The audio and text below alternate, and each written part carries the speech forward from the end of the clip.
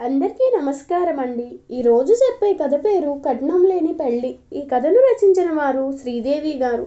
ఇంకా కథలోకి వెళ్తే, అపర్ణ అని బయట నుంచి పెద్దగా అరుస్తూ వచ్చాడు వినోద్. ఇంతలో అపర్ణ బయటికి వచ్చి, ఎందుకు అంతలా అరుస్తున్నారు శ్రీవారు, విషయం ఏంటో చెప్పండి అంది నింపదిగా. ఇప్పుడే నాన్న ఫోన్ చేశారే, మన జానకి మంచి సంబంధం వచ్చిందట. ఒక్కడే అబ్బాయి, కానీ కట్నం 10 లక్షలు అడుగుతున్నారు అని నాన్నగారు ఫోన్ చేశారు. ఆ 10 లక్షలు కట్నం డబ్బులు మనల్ని చూడమన్నారు. పెళ్లి ఖర్చులకి ఇంకా మిగతా లాంఛనాలకు కావాల్సినవన్నీ ఆయన చూసుకుంటారంట అని చావు కబురు చల్లగా అపర్ణ చెవిలో వేశాడు వినోద్. అపర్ణ 10 లక్షలు అనగానే, ఏంటి 10 లక్షలా అని నోరు తెరిచింది. ఏంటి 10 లక్షలా, ఎక్కడి నుంచి తెచ్చి ఇద్దాం అని. అయినా మన జానకి ఏం తక్కువ, కుందనం బొమ్మలా ఉంటుంది. చక్కని చదువు చదువుకుంది, ఒద్దికైన పిల్ల, అన్ని పనులు చక్కగా చేస్తుంది. ఇంకా కట్నం ఎందుకు ఇవ్వాలి మహానుభావ అంది అపర్ణ. ఎంత చదువుకున్నా, ఎంత ఉద్యోగాలు చేసినా ఆడపిల్లకి కట్నం ఇవ్వాల్సిందేగా అపర్ణ అన్నాడు వినోద్. జానకి వినోద్ చెల్లెలు. అందరూ నాలాంటి మంచివాళ్ళు ఉంటారా ఏంటి కట్నం తీసుకోకుండా పెళ్ళాడటానికి అన్నాడు వినోద్ చిన్నగా నవ్వుతూ. అతను చెప్పింది నిజమే. తను ఒక్క పైసా కట్నం తీసుకోకుండా అతని తండ్రికి తల్లికి తనని చేసుకోవడం ఇష్టం లేకపోయినా, తాను అతనికి బాగా నచ్చి తమకు కట్నం ఇచ్చే స్తోమత లేదని తెలిసి తన తల్లిదండ్రులను బలవంతంగా ఒప్పించి ఆమెను పెళ్ళాడాడు వినోద్. కానీ మనం అంత సమకూర్చలేం కదండి. మీ నాన్నగారికి ఒక్క మాట చెప్పకపోయారా అంది బాధగా. అపర్ణ, నువ్వు బాధపడకు అపర్ణ, ఇంకా టైం ఉందిగా, ఈలోపు ఏం చేయాలో ఆలోచిద్దాం. సరే, నాకు భోజనం వడ్డించు, ఆఫీస్కి టైం అవుతుంది అన్నాడు వినోద్ భోజనం చేసి వెళ్ళిపోయాక ఆలోచనలో పడింది అపర్ణ. తాను కట్నం తీసుకురాలేదని ఎప్పుడు వాళ్ళ ఊరికి వెళ్ళిన మామగారు అత్తగారు ఎప్పుడు ఏదో ఒక సూటిపోటి మాటలు అంటూనే ఉంటారు. కానీ వినోద్ వాటిని సాగనివ్వడు. అతను తనని అర్థం చేసుకున్నట్టు వేరే వారు అర్థం చేసుకోలేరు. అతను ఉన్నప్పుడు అంటే ఊరుకోడు అని తను బయటికి వెళ్ళినప్పుడు తిడుతూ ఉంటారు. కానీ అపర్ణ అవి ఏమీ పట్టించుకోదు. ఎందుకంటే తాను ఇక్కడే ఓ 4-5 రోజులు ఉండి వెళ్ళిపోతుంది. తాను వినోద్ ఒకరి కోసం ఒకరు హాయిగా సంతోషంగా ఉన్నారు. ఇలాంటి చిన్న చిన్న విషయాలు అన్నీ పట్టించుకుంటే అతనితో ఉన్న సంతోషాన్ని, తమ మధ్య ఉన్న ప్రేమని ఎక్కడ కోల్పోతానో అని భయం తనకి. వాళ్ళు కూడా కాసేపు తిట్టుకుని వదిలేస్తారు.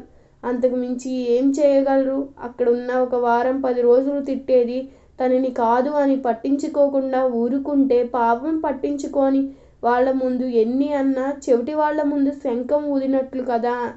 కానీ ఆమెకి ఒక్కటే అర్థం కాదు, ఆడవాళ్ళు మగవాళ్ళ కంటే ఎందులో తక్కువ. ఇంత చదువుకొని ఉద్యోగాలు చేస్తూ కూడా ఈ కట్నాలు లాంఛనాలు ఏమిటో ఆమెకు ఎంత ఆలోచించినా అర్థం కాదు. అమ్మాయిలు మగవాళ్ళతో ఎంతో సమానమైన కొందరు మగవాళ్ళు భార్యలను, ఆడవారిని ఎందుకు చులకనగా చూస్తారో. భార్యాభర్తలు ఇద్దరూ ఒకరి కోసం ఒకరు అనుకుని ఒకరికి ఒకరై మనసు ఒకరికి తెలుసుకుంటే ఆ బంధం ఎంత మధురం, ఎంత అపురూపమో కదా. తన అదృష్టం కొద్దీ తన మనసుని అర్థం చేసుకునే వినోద్ లాంటి భర్త తనకి దొరికాడు. ఇప్పుడు జానకికి 10 లక్షలు కట్నం ఇవ్వాలంటే ఎక్కడి నుంచి తేవాలి, ఏం చేయాలి అని ఆలోచిస్తూ ఉండిపోయింది అపర్ణ. ఇంతలో ఆడపడుచు జానకి నుంచి ఫోన్ రావడంతో, చెప్పు జానకి అంది అపర్ణ. వదినా అంటూ తన పెళ్లి చూపుల గురించి, వాళ్ళు మాట్లాడుకుంటున్న మాటలు, కట్నం గురించి అన్నీ అపర్ణలకు చెప్పింది జానకి. వదినా, నువ్వు తప్పుగా అనుకోకపోతే నాకు ఈ పెళ్ళి ఇష్టం లేదు. ఎంతో కష్టపడి అప్పులు చేసి కట్నం ఇచ్చి నేను కొనుక్కునే పెళ్లి కొడుకు నాకు అవసరం లేదు. నన్నుగా కట్నంతో పని లేకుండా ఇష్టపడే పెళ్లి కొడుకు కావాలి నాకంటూ చెప్పడం ఆపింది జానకి. కానీ మామయ్య గారు అన్ని మాటలు మాట్లాడేశారు కదా జానకి, ఇప్పుడు మనం ఏం చేయగలం అంది అపర్ణ. అదే చెప్తున్నాను వదినా, మీరే ఏదో ఒకటి చేసి వాళ్ళతో మాట్లాడండి. ముఖ్యంగా పెళ్లి కొడుకుతో. డబ్బుతో ముడిపడే ఈ బంధాలను పెళ్లి కూతురు వద్దంటుందని చెప్పండి. అతను ఆలోచిస్తాడు అనుకుంటున్నాను అంది జానకి. ఒకవేళ అతను ఆలోచించకపోతే ఏం చేస్తావు? అయినా ఈ రోజుల్లో కట్నం తీసుకొని వారు ఎవరున్నారు?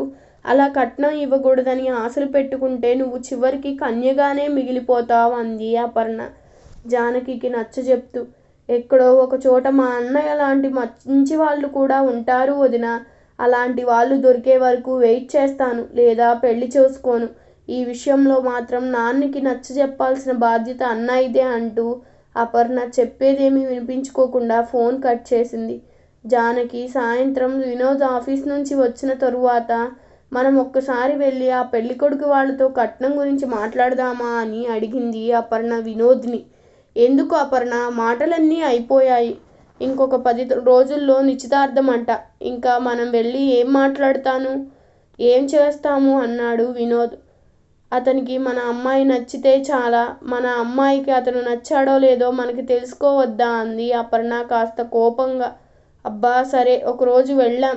నువ్వు కోపం తెచ్చుకోకు అప్పు అన్నాడు వినోద్. బాగా ప్రేమ కలిగినప్పుడు, బాగా ముద్దు వచ్చినప్పుడు అపర్ణని అప్పు అంటాడు వినోద్. ప్రేమకి 2 రోజుల తరువాత అనుకున్నట్లే అపర్ణ వినోద్ కలిసి పెళ్ళికొడుకు వాళ్ళింటికి వెళ్ళారు. పెళ్ళికొడుకు వాళ్ళు రండి రండి అంటూ వీళ్ళని ఆహ్వానించి బాగానే మర్యాదలు చేశారు. వినోద్ పెళ్ళికొడుకు రామ్తో, మేము మీతో కాస్త మాట్లాడాలండి అన్నాడు. చెప్పండి అన్నాడు రామ్. మీరు 10 లక్షల కట్నం అడుగుతున్నారు. అసలు కట్నం ఇవ్వాల్సిన అవసరం ఏముంది రామ్ గారు అన్నాడు వినోద్. ఇంతలో అపర్ణ అందుకుని, మీరు చదువుకున్నవారు రామ్, మీరే ఇలా ఆడపెళ్లి వారి దగ్గర నుంచి కట్నాలు లాంఛనాలు కావాలంటూ ఆలోచిస్తే చదువుకోని వాళ్ళ పరిస్థితి ఏంటి? వాళ్ళు ఇంకా ఎలా ఆలోచిస్తారో మీరు ఆలోచించారా? ఆడ మగ సమానమైనప్పుడు ఈ కట్నాలు గొడవలు ఎందుకండి అంది అపర్ణ. రామ్ ఏం మాట్లాడలేదు, ఆలోచిస్తున్నట్టుగా ఉండిపోయాడు. చూడండి, మేం మిమ్మల్ని తక్కువ చెయ్యాలనో, అవమానకరంగా మాట్లాడాలనో, లేదా ఇంకా ఏదో అనాలనో ఇక్కడికి రాలేదు. జానకికి ఈ పెళ్ళి ఇష్టం లేదు అని చెప్పింది. మేము ఆ విషయం చెప్పడానికి వచ్చామంటూ చెప్పడం ఆపింది అపర్ణ. అదేంటి మీరు అలా చెప్తున్నారు? జానకికి నేను నచ్చాను. నన్ను చూడగానే తన కళ్ళల్లో మెరుపు, బుగ్గల్లో ఎరుపు, పెదవుల్లో సిగ్గుతో వచ్చిన చిరునవ్వు ఇవన్నీ నేను గమనించాను. తనకి నేనంటే ఇష్టమే. నేనైతే తొలిచూపులోనే అంటూ పెళ్లి చూపుల్లోనే తన ప్రేమలో పడిపోయా అన్నాడు రామ్. అపర్ణ రామ్ చెప్పే మాటలకు అవునా అంటూ, మీరు చెప్పింది నిజమే. తనకి మీరు చాలా నచ్చారు రామ్. కానీ తను ఈ పెళ్లి చేసుకోవడానికి కట్నం కోసం కాకుండా తనని తానుగా ఇష్టపడే వాళ్ళని పెళ్లి చేసుకోవాలని కలలు కంటూ ఆశపడుతుంది అనడంతో రామ్కి జానకి రూపం ఒక్కసారి అతని కళ్ళ ముందు మెదిలింది. చక్కగా సాంప్రదాయబద్ధంగా లంగావోణీలో ముద్దబంతి పువ్వులా చెంపకి చారెడు కళ్ళు, కోటేరు ముక్కుతో చిరునవ్వులు రవ్వుతూ ఉన్న జానకి ముగ్ధ మనోహర రూపం గుర్తొచ్చింది. తాను జానకిని చేసుకోవాలని పెళ్లి చూపుల్లోనే ఫిక్స్ అయిపోయాడు. ఇప్పుడు అతను కట్నం గురించి తన నిర్ణయం మార్చుకోవడానికి సిద్ధంగా లేడు. నాకు కాస్త ఆలోచించడానికి టైం ఇవ్వండి. నేనే ఏదో ఒకటి చేసి అమ్మానాన్నలతో మాట్లాడతాను. జానకిని మర్చిపోవడం నా వల్ల కాదు అన్నాడు రామ్. సరే, బాగా ఆలోచించుకోండి రామ్. కానీ ఒకటి మాత్రం నిజమండి, ఆడ మగ ఇద్దరూ సమానమే. ఆడవాళ్ళు అన్ని విషయాల్లోనూ విజయం సాధిస్తున్నారు. ఆవకాయ పచ్చడి దగ్గర నుంచి అంతరిక్షం వరకు ఆడవాళ్ళు చేయలేని పని ఏముంది చెప్పండి?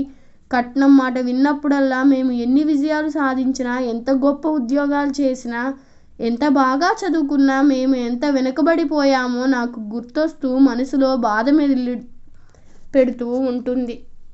21వ శతాబ్దంలో కూడా మా జానకికి అలా అనిపించడంలో తప్పులేదు అంది అపర్ణ.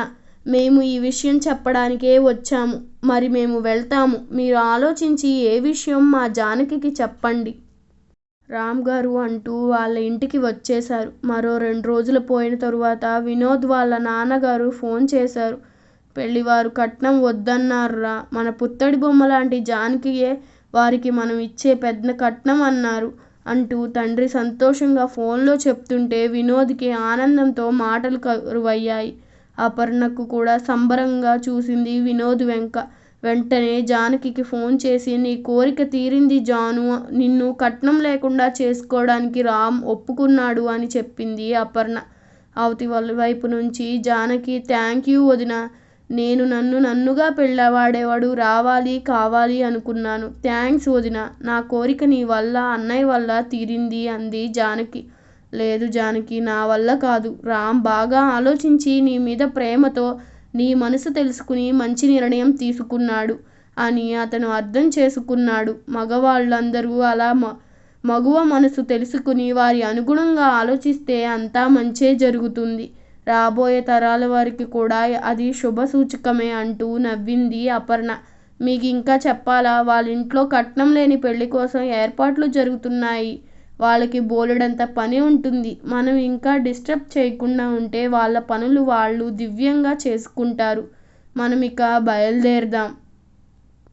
ఈ కథ మీకు నచ్చినట్లయితే నా ఛానల్ను సబ్స్క్రైబ్ చేసుకోండి. అలాగే మీ అభిప్రాయాన్ని కామెంట్ రూపంలో తెలపండి. ధన్యవాదములు.